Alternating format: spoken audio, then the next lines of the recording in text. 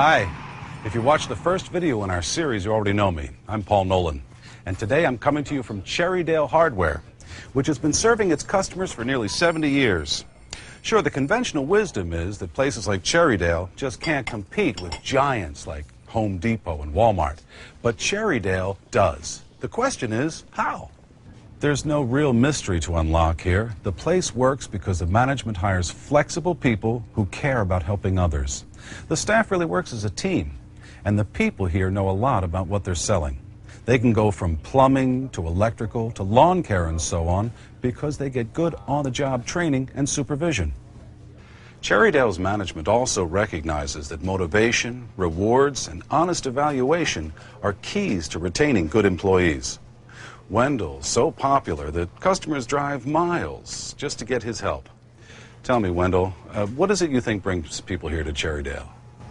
Well, I don't think it's me. I think they know that at Cherrydale Hardware they're going to get service. We're going to listen to their needs and try to fulfill them, whatever they are. I remember like that woman that had that 90-minute drive and to get some paint. She called and needed a specific match, and we were the last place that seemed to have it in the area. Came all the way in just to get you to mix it for. That's terrific. Thanks, Mike. One of the best and quickest ways to offer great customer service is to hire the right people. Hey, isn't that the same for community transportation systems? Let's listen in as one transit leader talks about how she finds the right people for the job. But that's honest. Set of questions consistently ask every applicant.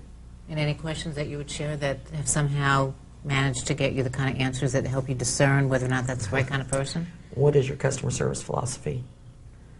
Yeah. You'd be surprised how many different ways it's answered. Look at me. Look at me. I am actually bending steel. Which is great, because when you can bend steel, flex it, it means you get tremendous strength plus the performance you need. While in the past, we may have wanted loyalty from our employees, today's workplaces need flexible people who can do more than one task and who can easily adapt to changes in their jobs or routines, like adapting to a new schedule or new equipment, or giving up favorite passengers for a new route. Isn't that what you'd like to see in your drivers and employees? So, how do you find the right people? The personality, they could tell right away, didn't fit, and they changed their ad.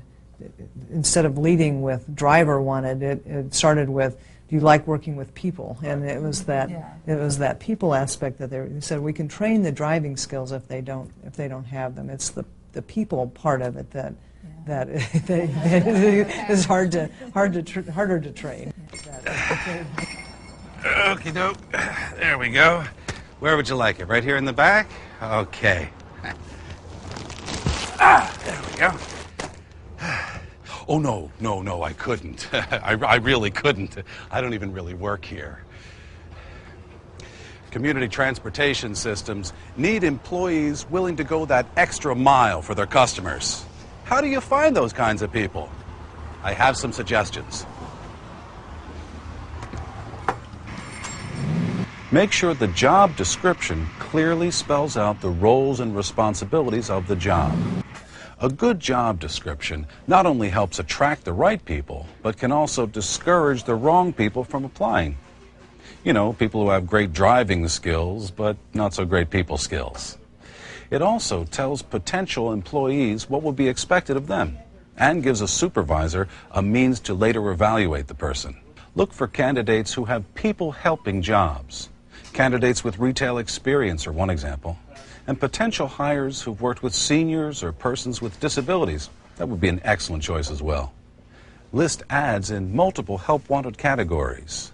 Consider running ads in customer service and social services, not just under driver or transportation. Get your current employees involved. Offer an incentive for a referral that results in a hire. Doesn't have to be expensive, maybe a gift certificate to a local restaurant or retail shop. Set up a table at a local job fair. You'll be reaching people who are actively looking for work. And the setting even lets you do some informal interviewing. Plus, it's good community advertising. Use your own internal resources, like putting decals on the back of your bus or posting job openings on your website. Here are some other ideas. I went and ordered magnets, put them on the side of the van. I had a lot of applicants, and then you just weed them out through the interview process. Another thing we've done, and it's been very successful, is that we give incentives to the employees that recommend another employee and they stay on 6 months. We give them a $300 bonus. Explain that again. If I recommend somebody and that person stays for 6 months, I get $300. Yes. And does that person get something? The person that $100 too. Okay, I'm going to start thinking of who might. You see what I'm saying? It gets the people thinking, you know, and it gets the employees thinking, and they know what the job details. They're not coming in blind. They're looking for the type of personality, the flexibility, and everything. And it works out real well. Okay, now you've got more recruits than you can handle. What comes next? Take your time finding the right person. Probably one of the most important decisions a company makes or an organization makes is the decision as to what person to bring into the organization. That's Angela Scapello, Human Resource Specialist and Cornell University instructor. Think about it as a dating process, and that as you're trying to fill the talent pipeline, what you're doing is playing the field and dating around, and that you talk to a lot of different people, look for different types of people, but then when you get serious, the advice I always give people is hire slowly and fire quickly. It's a play off of marry slowly and divorce quickly. Ask yourself, if I don't have time to make a smart hiring decision now, will I have the time to hire this person's replacement in 3 months? Gather information the smart way. Start with open-ended questions such as, why don't you walk me through your background? Then get more specific, going through the specific job description and asking questions targeted at the skills and experience you need. Try behavioral interviewing. Let's listen in. You don't want to ask an applicant, are you flexible? Because what applicant would say, no, I'm not flexible. But what you want to do instead is to phrase the question in such a way so that you can get a story about how the candidate handled a situation that either demonstrates that they are or aren't or haven't been flexible in the past. So, for example, one of the things that we talked about was finding somebody who had a caring attitude or someone who could take care of a difficult passenger or client. The question I would ask that applicant would be, tell me about a situation when you had someone who was difficult.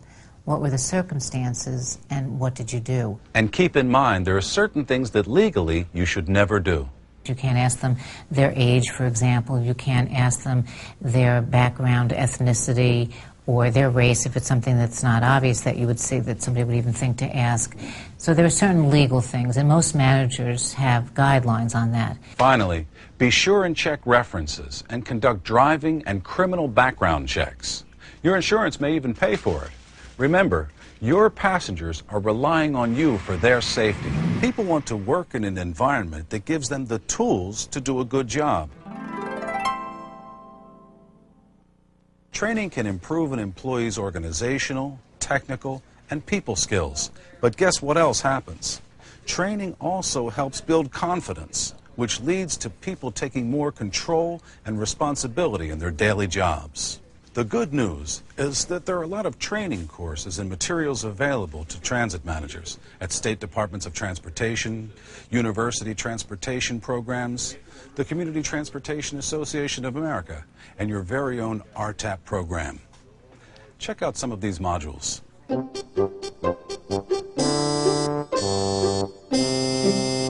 You can partner with other transit delivery systems to help reduce the cost.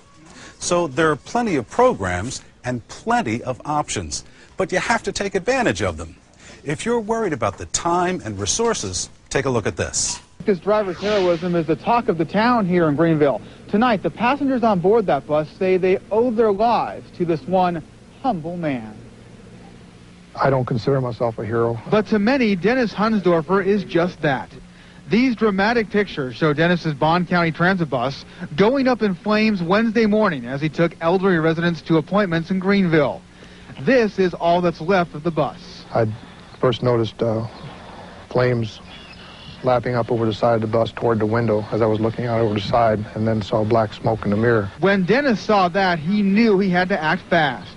Fortunately, Dennis just had training on how to handle bus emergencies, including fires, about a month and a half ago.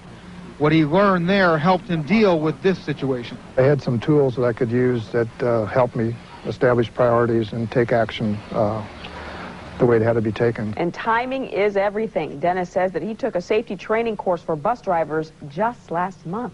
Because of the training program, 7 people are alive. You know, geez, what? How can you validate any better than that? Pretty important.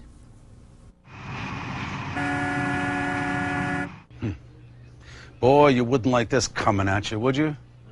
You know, some managers have a hammer-like style to keep their employees moving forward.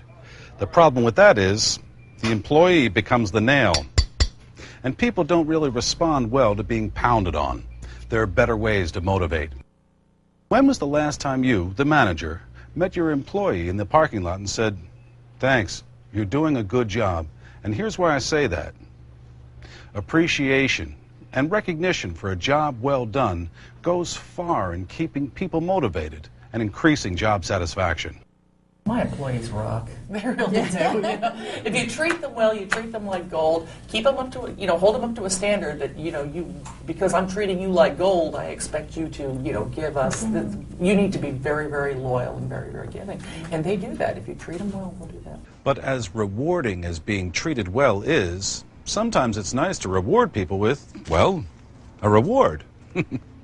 Now, in community transit, you're not going to be handing out big bonuses and stock options. You really have to watch your budget. But with creativity, you can show people you truly do care.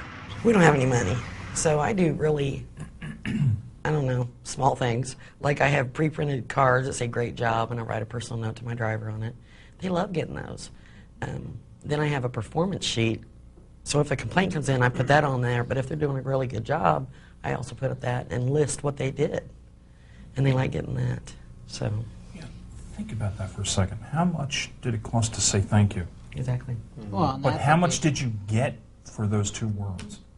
That's a big thing right there. Just the expression of gratitude for a job well done means a lot.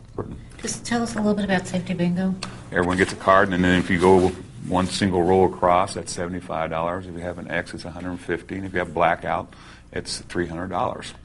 And what happens with this process is that it guarantees a few things, because you only get half the money if you've been late or not punctual, or you've been used sick leave or stuff, instances like that.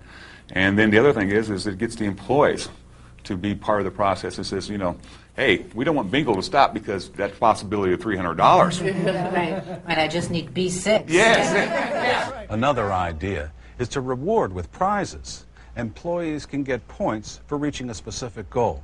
Small cash prizes are also good, but employees tend to spend it on groceries or a night out.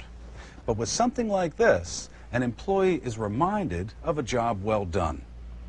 Another low-cost idea is awarding a special medallion to employees who've demonstrated your system's core values over the year. There's no cash involved, but plenty of applause and photos on the bulletin board and on your website. Wouldn't it be great if we could always praise everyone for a job well done? Well, it doesn't always work out that way.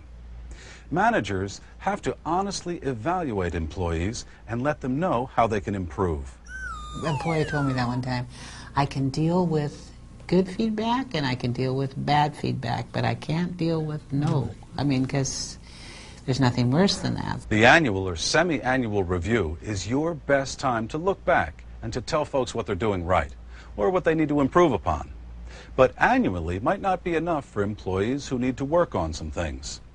Quarterly reviews give you or your supervisors the opportunity to identify potential problems and to suggest corrective actions. I think most people respond to a sense of expectation. I think if a manager creates certain expectations and a sense of raising the bar, not only because it will improve the service, but because it will improve that individual and that give them a sense that you're interested in their development and you want to help be a part of that process of their achieving and developing and progressing. I once had a boss who said, I'm not here to be a supervisor. I'm here as a resource to you so that you can do the best job possible. And I try to remember that it's it's not telling someone how to do their job necessarily, but it's making sure they have the resources they need to do the best job possible. If you get a complaint that does need to be addressed, it's not somebody who's consistently having a bad day, but definitely needs to be addressed. Discipline-wise, it should be done kind of, in alone in the office. Hey, this is kind of what happened. How can we do this better? But if it's a compliment, and I'm sure we all have drivers that, hey, we love this driver, you should give him a raise. Right. That needs to be done as publicly as possible. Work. It's a serious thing. If it wasn't a serious thing, they wouldn't call it work. Well, it's not advisable to wear a clown nose to work every day. But the point is, you have to have some fun in the workplace, because when people enjoy coming to work, they do a better job at work. And part of having fun is letting your employees be creative. Here's one example. Are you the person who hired the bass player who said, I'm doing this because it's fun? Yeah. He plays in a band, and weekends that's what he does. But during the week, he enjoys his job. He enjoys the people that he's around. He's the man that wears the red tennis shoes to work, and once in a while there's this checkered pair, too, that come out. I'm betting that driver has fun on the job, and his passengers know it and appreciate it. But you can also have fun and get a point across, too. I have a happy camper hat that went to the biggest whiner. You'd have to wear the happy camper hat. If you were whining, you'd have to wear the happy camper hat. Okay, that would stop me from whining. Yeah. I like that. You see, when you make the workplace fun, it just makes it more enjoyable. Am I right? Yes, I am. So then, the farmer says, well, I wouldn't talk to her. That cow doesn't know anything about cars. Huh? Oh, hey, we were both indulging in a little workplace humor. I have to buy my mother-in-law a birthday present, so I better wrap this up here and go over what we've learned so far. First, recruit flexible people, especially people with a sense of humor. Second, give people the tools they need to do their jobs well. And third, motivate, reward, and give honest feedback. And make yours a fun workplace. Now, about that birthday present for my mother-in-law, do you have any chainsaws in pink? Oh, sure. Back here. Thanks. That cow doesn't know anything about cars.